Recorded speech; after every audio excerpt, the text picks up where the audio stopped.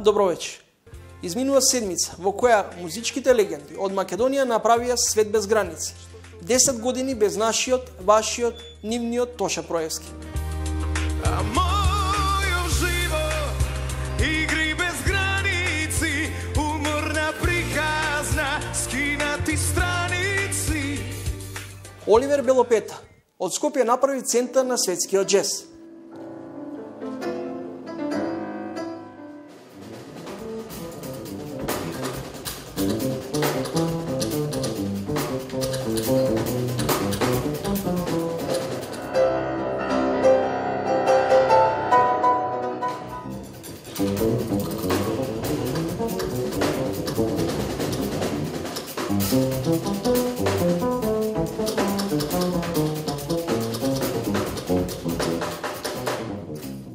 Бобан и Авалон продукција. За момент Македонија извлекува од балканскиот провинционализам. Заборавивме на турбофолкот. Во Скопје допатува и одржа одличен концерт, неповторливиот Стинг. На едно место собра публика од 7 до 77 години.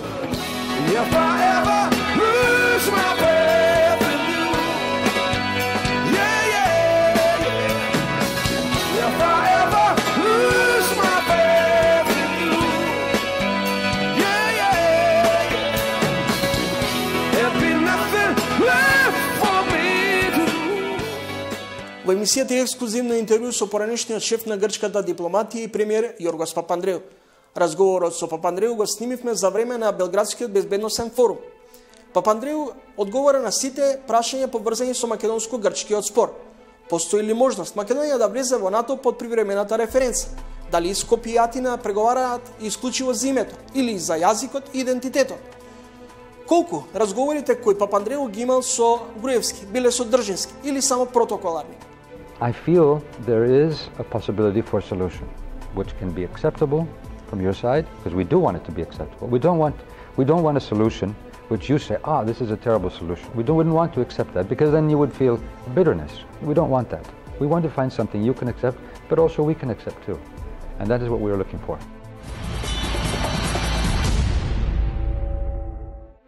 Coordination meetings, exchange of liaison officers. In the case of Somalia, for instance, American capacity delegation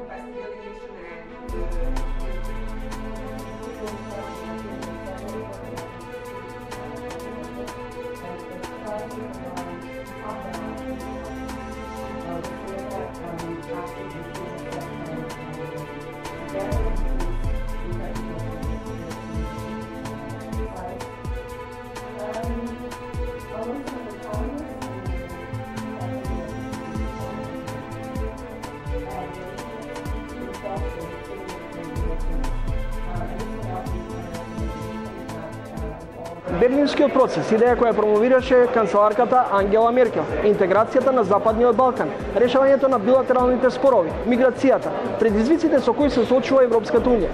Ова беа само дел од темите на дводневниот безбедносен форум тука во Белград, на кој учествува повеќе од 200 панелисти, меѓу кои поранешни премиери, министри, експерти од регионот. Јоргос Папандреу, поранешен грчки премиер и шеф на дипломатијата, универзитетски професор за американските студенти.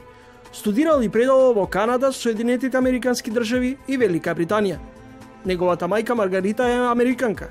Припаѓа на групата наследници на големите грчки семејни политички лози Караманлис, Мицотакис, Папандреу.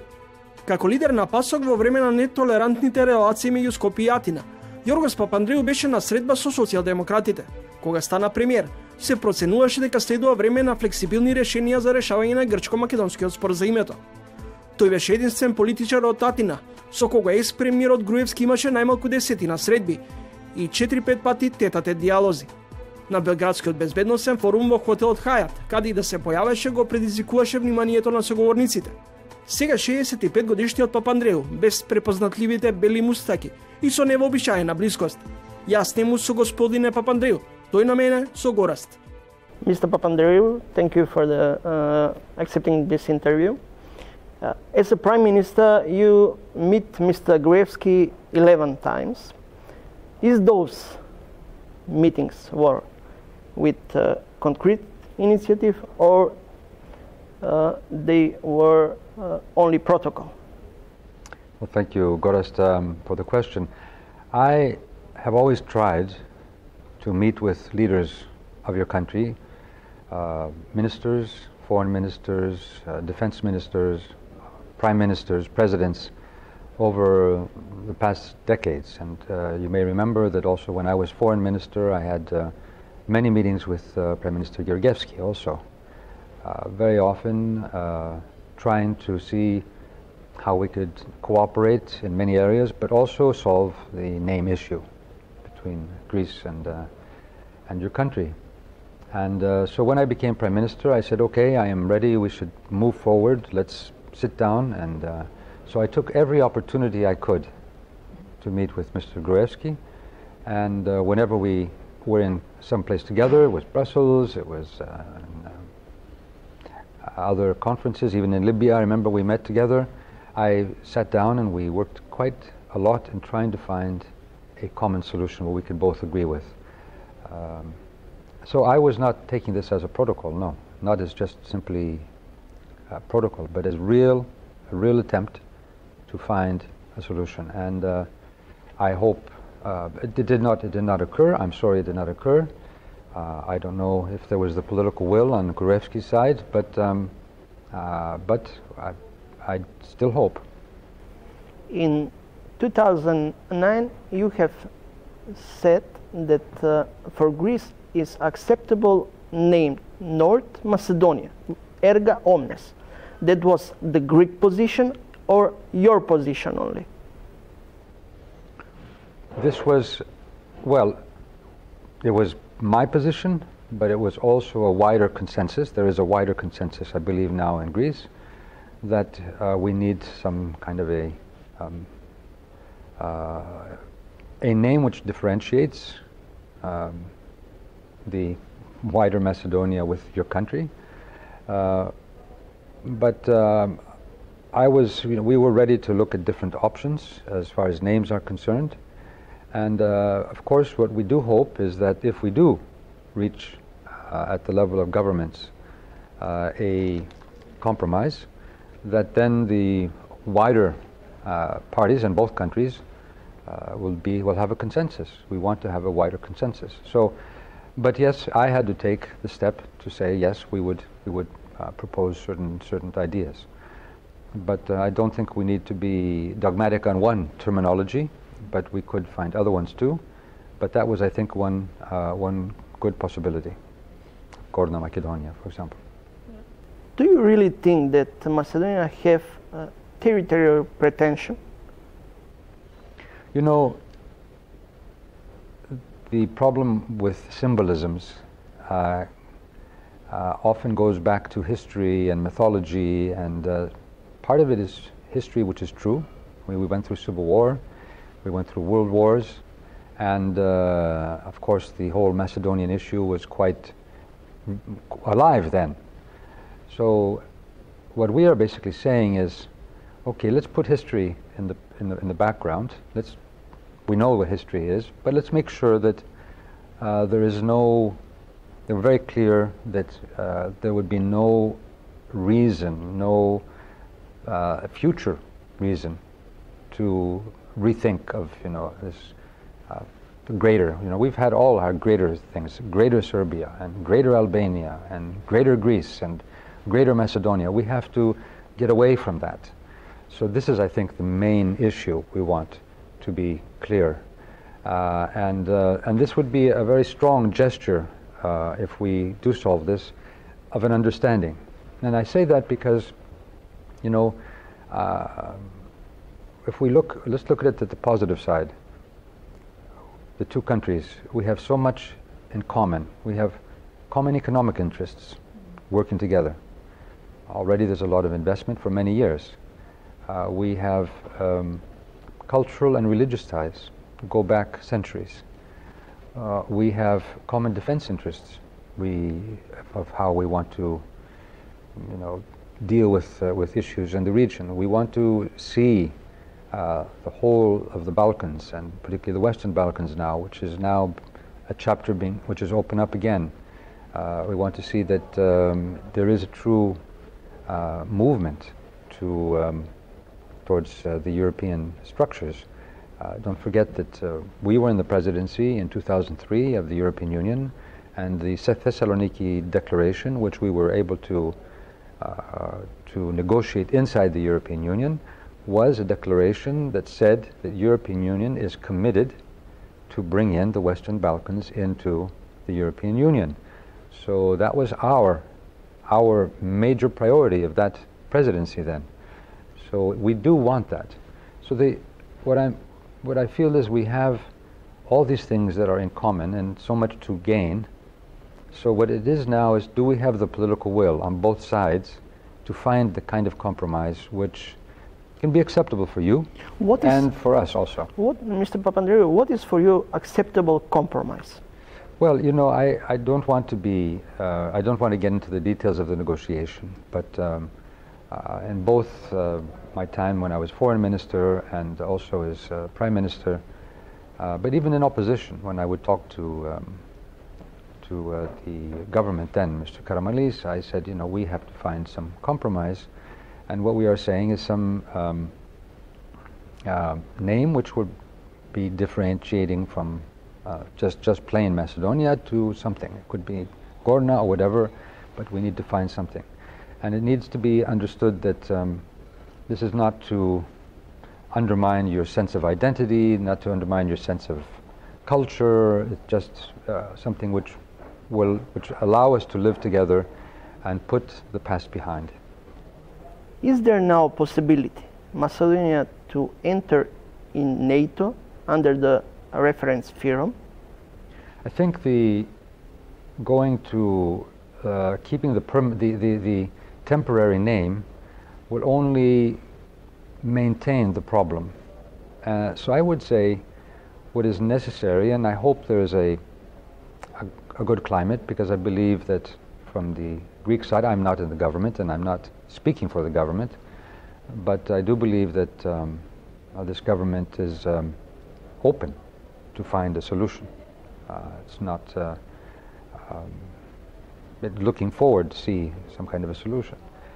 So I think that the more we keep it avoiding the solution, the more it will be more difficult. And I see that this government would not be positive to accept former Yugoslav Republic of Macedonia into NATO with this temporary name. Don't forget, the temporary name was there for supposedly just a short time. We were supposed to finish very soon. And you don't like that name. We don't say we like that name. So why should we not find something where we both can live with? And you know, I believe that this is what will be used for international purposes. It is not to impose on you what you call yourself, but it's for international purposes. I think it's very important we solve this before we talk about NATO or the European Union. Mr. Papandreou, what should Macedonia give up from, and what Athens is prepared to give as a compromise? I think we should not see it as something as giving up. I think we should see it as a hopefully a win-win situation, because think of the turmoil we have in the world. Things do not seem to be getting better in the world. There is more conflict. There is more, you see this poison in our societies of hatred and populism and deeper inequalities, and Europe is going through a crisis. Hopefully we will come out stronger. So I think it is in our interest, both sides, that we are able to solve this problem. Can you imagine our two countries working close together, not only for our two countries, but for the whole region? Can you imagine the message we will be giving to the world, to the region for sure, but to the world and to the European Union? Look, things are moving. Things are moving. We are really moving forward. Things are changing. And you know, it's also been that behind this problem, there are many that have used this problem to hide from their own, supranationalisms. Behind that is maybe problems that can be solved otherwise, and bad governance and so on. So I think that we need to put this aside and look at the real issues that people want. People want to see economic development, people want to see transparency and fighting corruption, people want to see a sense of security, people want to see that different cultures and different peoples can live together in peace. People want to see the infrastructure to be built, tourism, trade. These are things which they are moving, but they're moving slow if we are working together. So I think this is a win-win possibility. The specific negotiations I can't get into because I have been in those negotiations many times. I've been in touch with Nimitz very many times, but also in direct contact. I always felt that direct contact was important. So I feel there is a possibility for a solution which can be acceptable from your side, because we do want it to be acceptable. We don't want a solution which you say, this is a terrible solution. We wouldn't want to accept that, because then you would feel bitterness. We don't want that. We want to find something you can accept, but also we can accept too. And that is what we're looking for. Do you think that the new Macedonian government give the willingness to resolve this problem? Well, I would hope so. I'm sure this government is going to fight very strongly in any negotiations for the better future of your country, and will want to make sure that whatever solution is a solution which is with pride and with respect. So it doesn't mean that it's going to be easy, but I do think that this government, it seems, does have a willingness to sit down and talk and be open. So I'm not saying that things will be with a change of government things will be simple. These issues have been around for a while, but sometimes I had the feeling that Mr. Gruevski really wasn't ready to look for some kind of a situation. He often would use this issue, maybe to hide some of his domestic problems. And I can understand that politicians do that around the world. But let's go beyond that. You think that Mr. Zaev, the new prime minister, is prepared to make a compromise? I don't know. I cannot say. And I'm sure he will want to, as I said, as any prime minister, want to make sure that whatever solution is the best for his country. But I think he also, I would hope, he also sees that in the end, the interest of the country, not only for your country, but also for our country, is that we solve this problem. That in the end, we can move forward and let's say lessen the tension, because we have built this is a problem partly which is real, partly which is also, we built it up. There's a lot of rhetoric, this and that, and we hate each other. There's a lot of rhetoric. Let's take the rhetoric away. Let's take that away. Let's see what the real problem is. Let's be calm about it and see what our common interests are. And on that basis, let's see if we can find a solution. And I think that cool-headedness, that is what I expect from your Prime Minister. But I'm sure he will be a tough negotiator also. Mr. Papandreou, when Macedonia and Greece were closer to find acceptable solution? I think we had different periods where we were quite close. First of all, I think when Yugoslavia broke up, maybe that was the best time. I think we lost an opportunity then with the Portuguese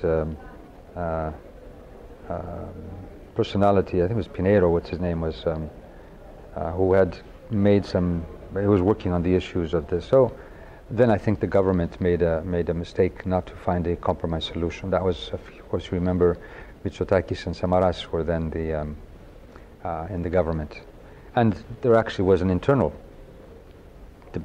problem between the two, between Mitsotakis and Samaras. I think secondly there was a very close, very good possibility with Mr. Georgievski,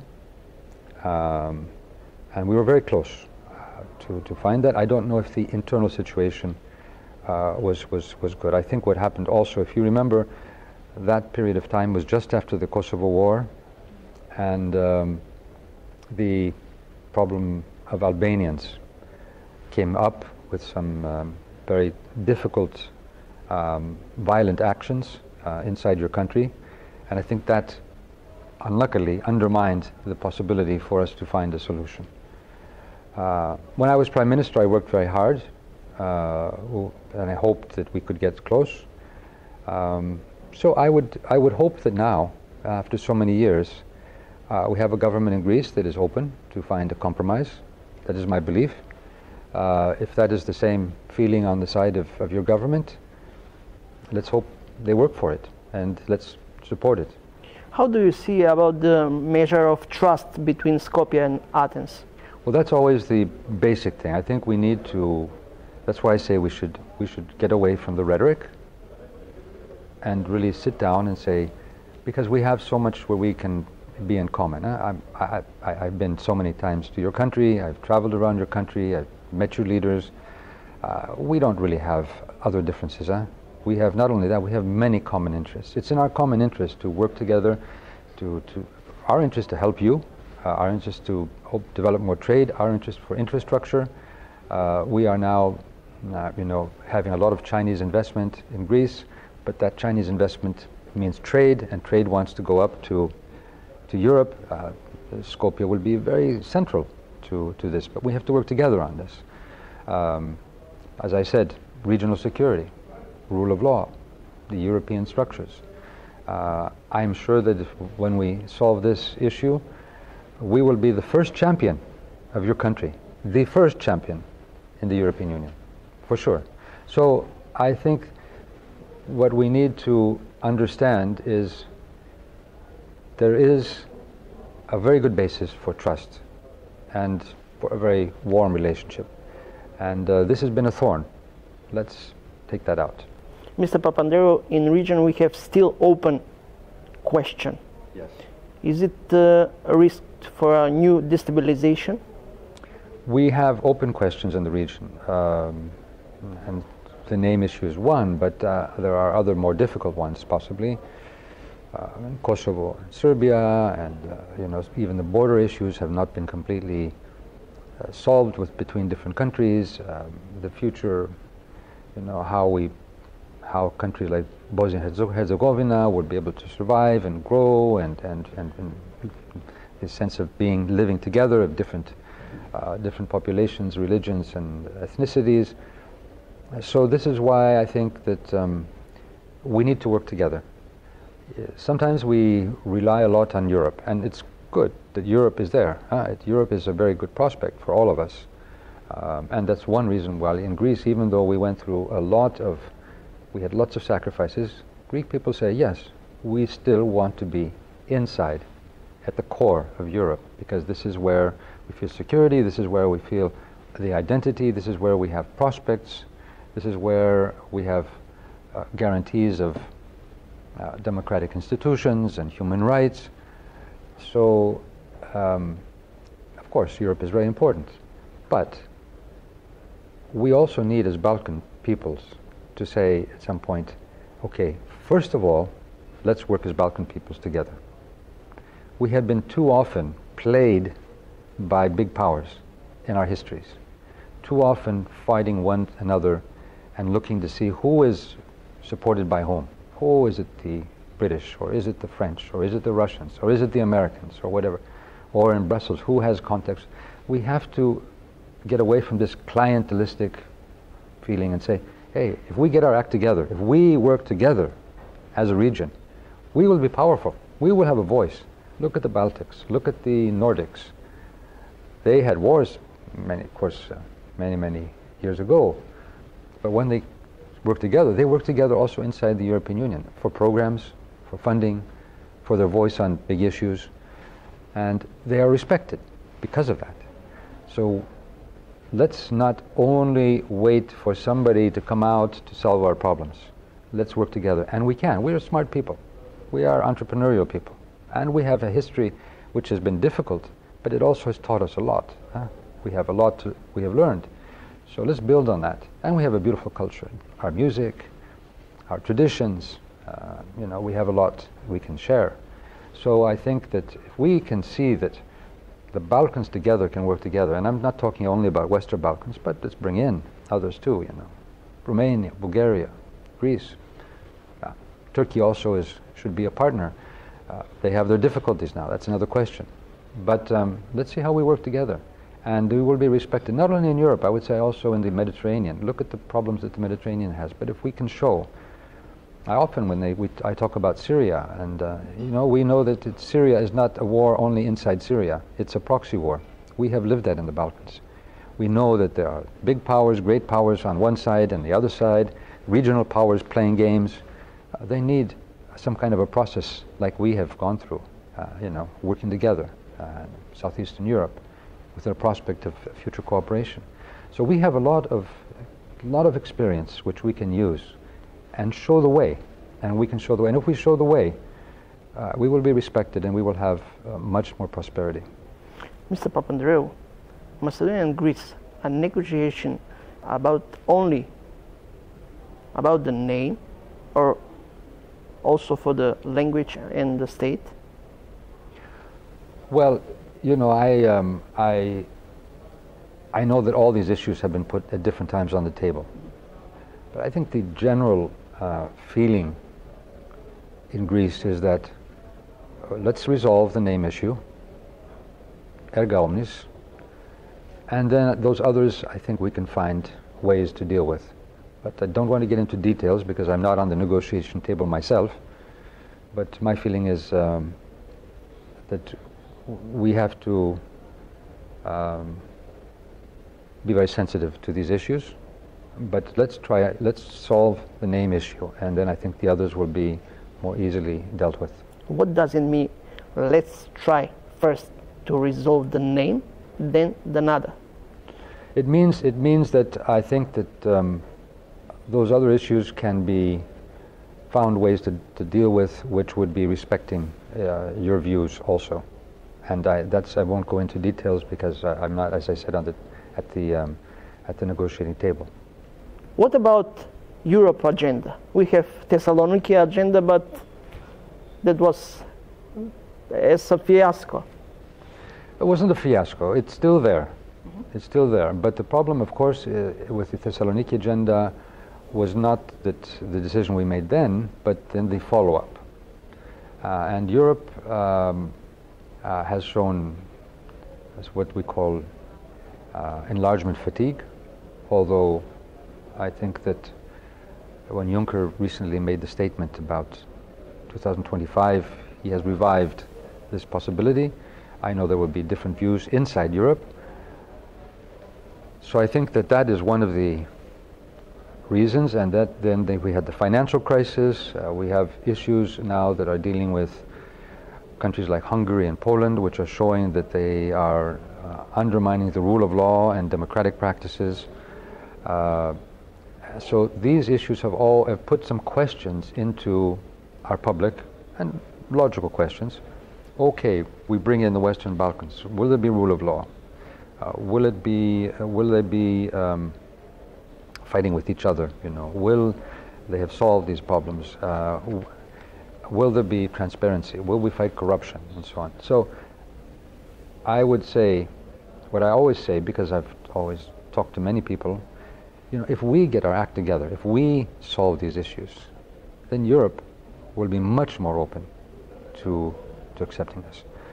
But yes, Europe has a responsibility, because Europe was too easily, not Europe, I mean some countries and some people in Europe were too easily saying, let's keep this away.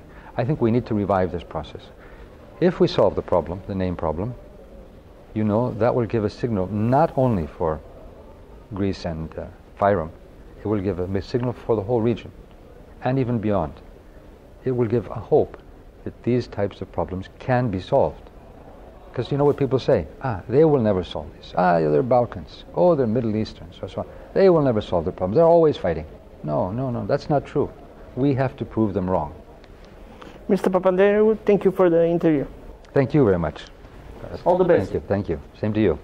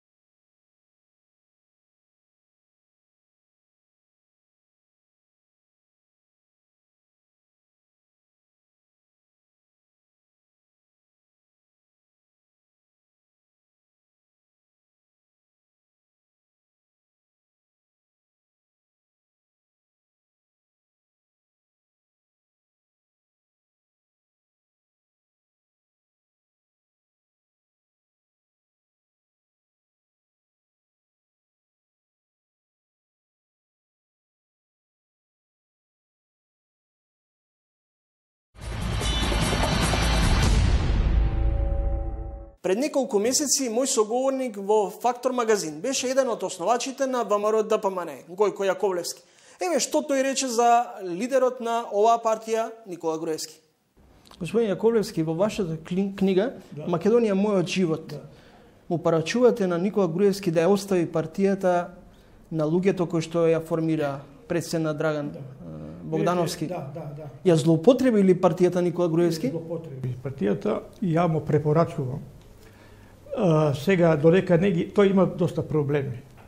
Доста проблеми има и ја му препорачувам додека не ги реши тие проблеми да се повлече од партијата.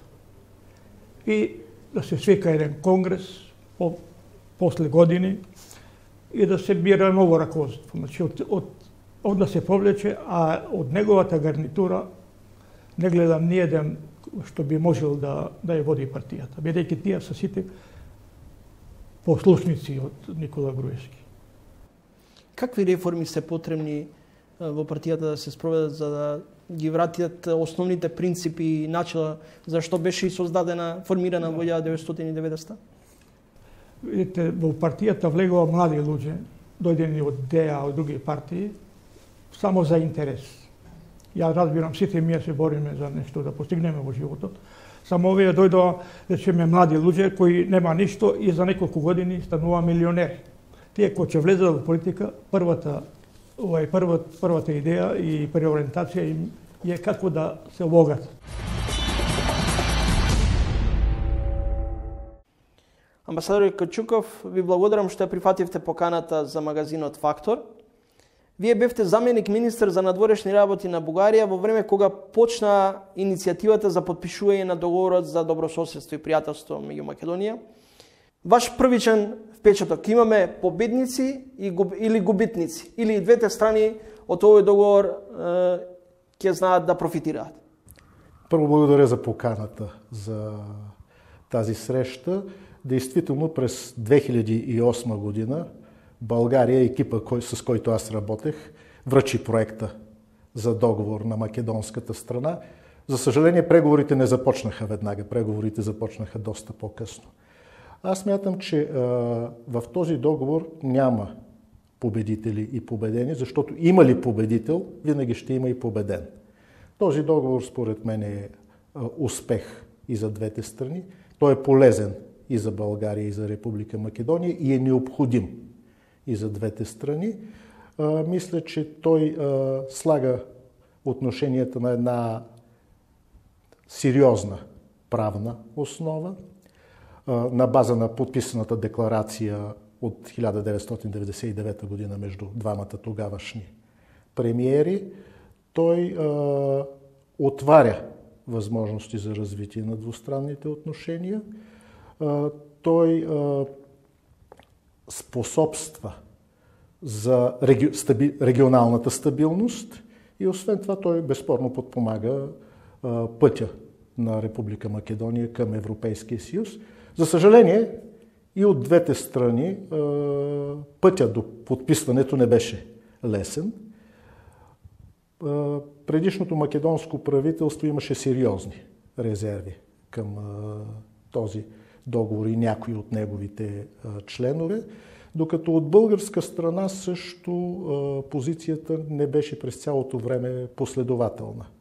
България за известен период също се дезинтересира от договора, после договора се превърна в своеобразно условие за развитие на двустранните отношения и аз мисля, че това до някъде не позволи интензивното развитие на целия комплекс двустранни отношения, икономически, политически, културни, извън рамките на този договор. Факт е обаче, че сега ние имаме договор и според мен той позволява двустранните отношения вече наистина да получат един много сериозен импулс.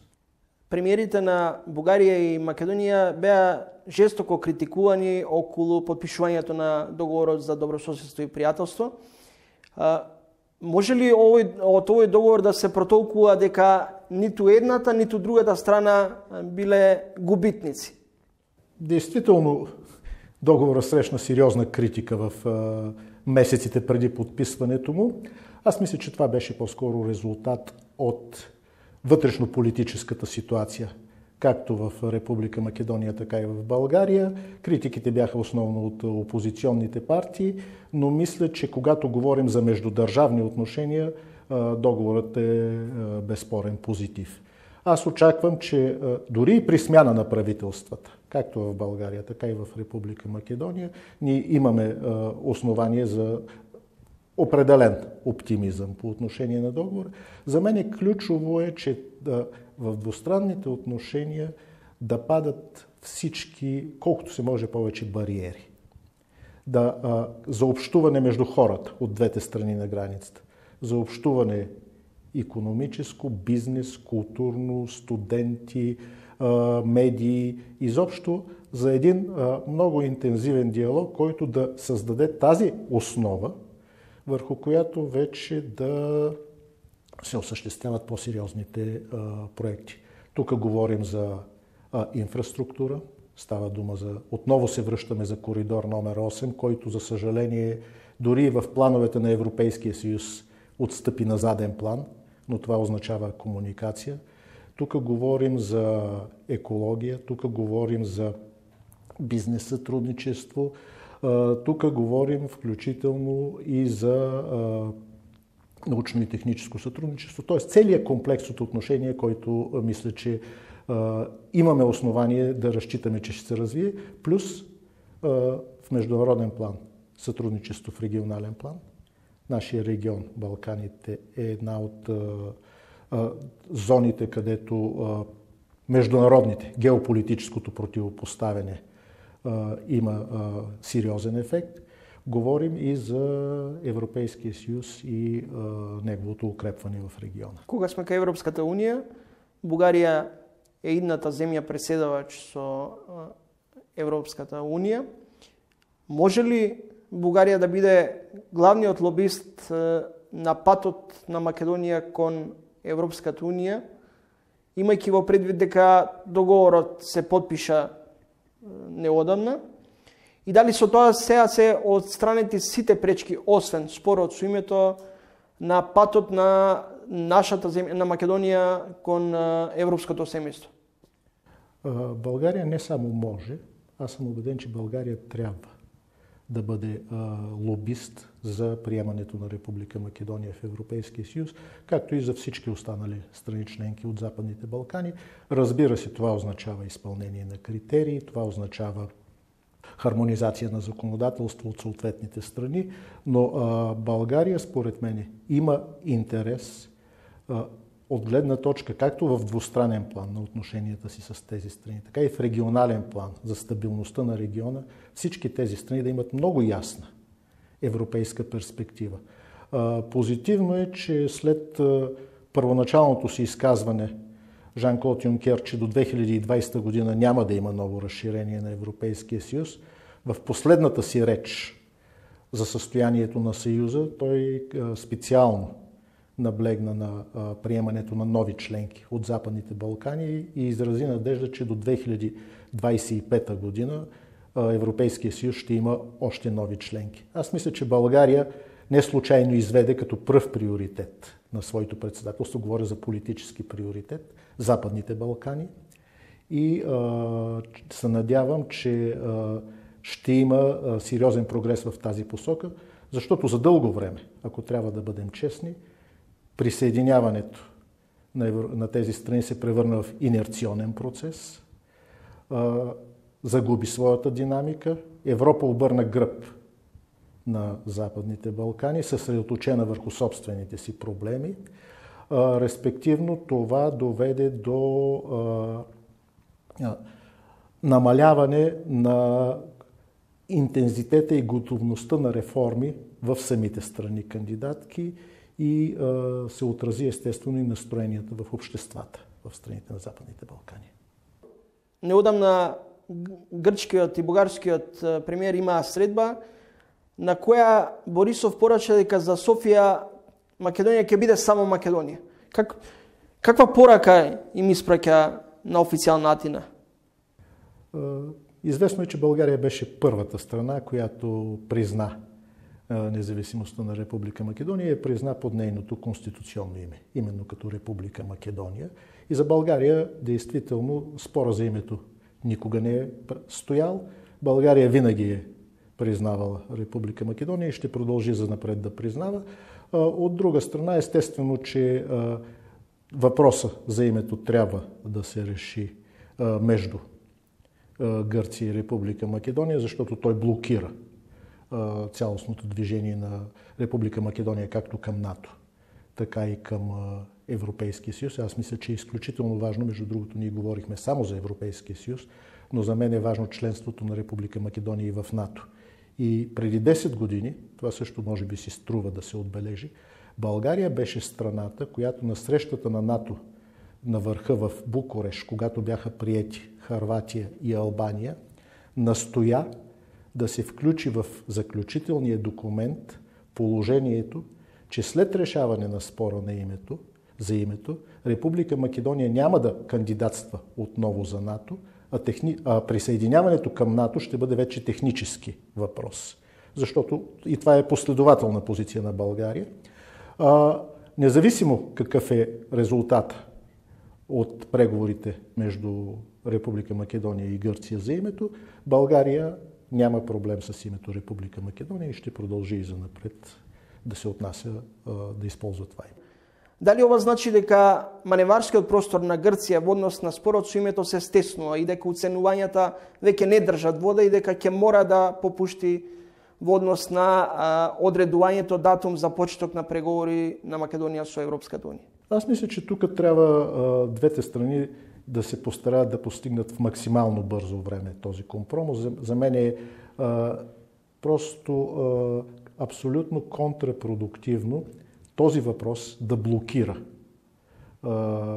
по-нататъчния път на Република Македония. Естествено, това е въпрос на политически диалог. Естествено, това ще бъде въпрос на компромис, но той, освен всичко друго, е и въпрос на време. И той не бива да бъде отлаган.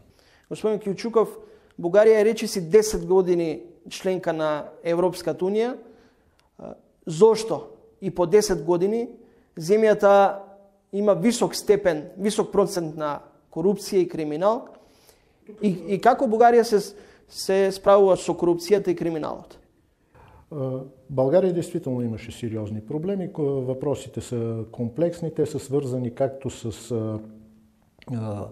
факта, обстоятелството, че за дълго време като че ли България беше изолирана от Централна и Западна Европа поради войните в постюгославското пространство. България като че ли се оказа от грешната страна на Югославия. Говоря за факта, че тези войни, самата война, ембаргото, което беше наложено, те генерираха организирана престъпност и корупция в целия регион. Това е първото. Второто, те създадоха негативна нагласа за инвестиционния климат в България за навлизането на чужди инвестиции, а чужди инвестиции означава не само пари. Чужди инвестиции означава и правила на играта, т.е. точно обратното на това, което се реализира като корупционни схеми. Трябва да имаме предвид, че на практика прехода в страни като България от предишния строй към пазарна икономика, към капитализъм, на практика се извърши без наличие на капитали. Защото в населението естествено нямаше необходимото количество финанси. Никой не можеше да си позволи за една нощ да купи завод, огромно предприятие. Това направи непрозрачна процеса на приватизация, създаде олигархични структури, респективно генерира и корупционни схеми. Всичко това са причините. Процесите в момента България до голяма степен ликвидира, т.е. на практика организираната престъпност, успя да се справи с този сериозен проблем и има много сериозен напредък по отношение на борбата с корупцията. Между другото, това се отразява и в ежегодните доклади по механизма на Европейския съюз.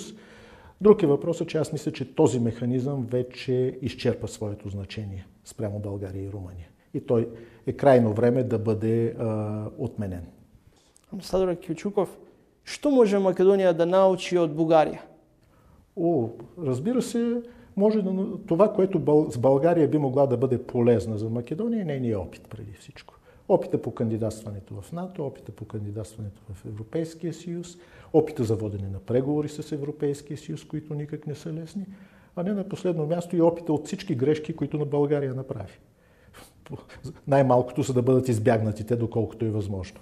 Господин Кончуков, ви благодарам за разговорът. Благодаря и аз.